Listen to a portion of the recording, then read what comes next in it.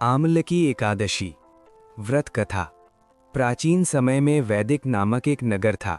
उस नगर में ब्राह्मण, वैश्य, क्षत्रिय, शूद्र चारों वर्ण के लोग प्रसन्नतापूर्वक रहते थे। नगर में सदैव वेदध्वनि गूंजा करती थी। उस नगरी में कोई भी पापी, दुराचारी, नास्तिक आदि न था।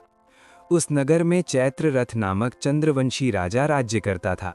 वह उच्च कोटि का विद्वान तथा धार्मिक प्रवृत्ति का व्यक्ति था। उसके राज्य में कोई भी गरीब नहीं था और न ही कंजूस। उस राज्य के सभी लोग विष्णु भक्त थे। वहाँ के छोटे बड़े सभी निवासी प्रत्येक एकादशी का उपवास करते थे। एक बार फाल्गुन माह के शुक्ल पक्ष की आमलकी नामक एकादशी आई। उस दिन राजा और प्रत्येक प्रजाजन, वृद्ध से बालक तक ने आनंद पूर्वक उस एकादशी को उपवास किया। राजा अपनी प्रजा के साथ मंदिर में आकर कलश स्थापित करके तथा धूप, दीप, नैवेद्य, पंचरत्न, छत्र आदि से धात्री का पूजन करने लगा। वे सब धात्री की इस प्रकार स्तुति करने लगे, हे धात्री, आप ब्रह्म स्वरूपा हैं। आप ब्रह्मा जी द्वारा उत्पन्न हो और सभी पापों को नष्ट करने वाली हैं। आपको नमस्कार है। आप मेरा अर्घ्य स्वीकार करो।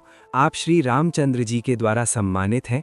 मैं आपसे प्रार्थना करता हूँ, मेरे सभी पापों का हरण करो। उस मंदिर में रात को सभी ने जागरण किया। रात के समय उस जगह एक बहेलिया आया।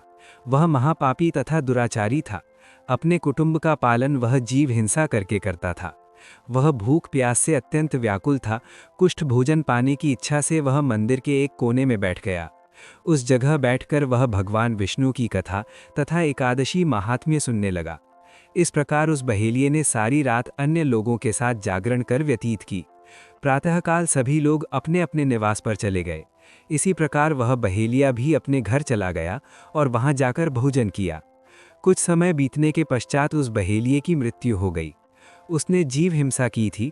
इस कारण हालांकि वह घोर नरक का भागी था, परंतु उस दिन आमलकी एकादशी का व्रत तथा जागरण के प्रभाव से उसने राजा विदुरथ के यहाँ जन्म लिया। उसका नाम वसुरथ रखा गया। बड़ा होने पर वह चतुरंगिणी सेना सहित तथा धन धान्य से युक्त होकर 10 सहस्त्र ग्रामों का संचालन करने लगा। वह तेज में सूर्य के समान, कांति में चंद्रमा के समान, वीरता में भगवान विष्णु के समान तथा क्षमा में पृथ्वी के समान था। वह अत्यंत धार्मिक, सत्यवादी, कर्मवीर और विष्णु भक्त था। वह प्रजा का समान भाव से पालन करता था। दान देना उसका नित्य का कर्म था।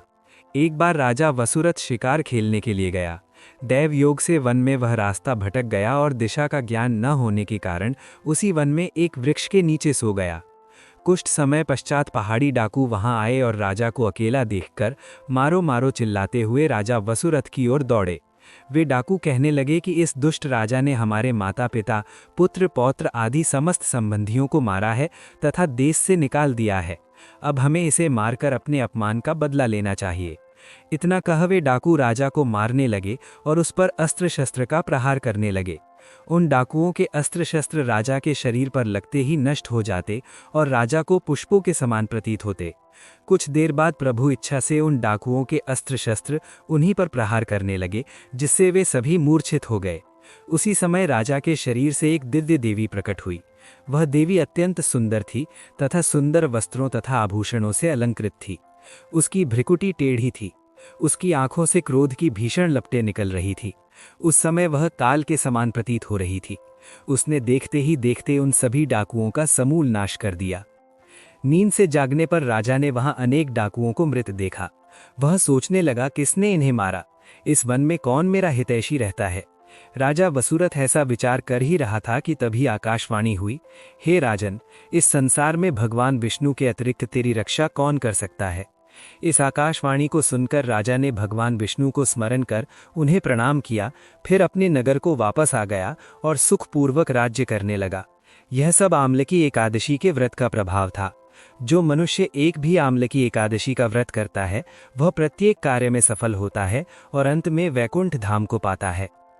इस प्रकार की धार्मिक कथाएं सुनने के लिए हमारे चैनल को सब्सक्राइब करें और साथ ही वीडियो को लाइक करें, अपने दोस्तों रिश्तेदारों को शेयर करें और कमेंट में जय श्री कृष्ण जरूर लिखें।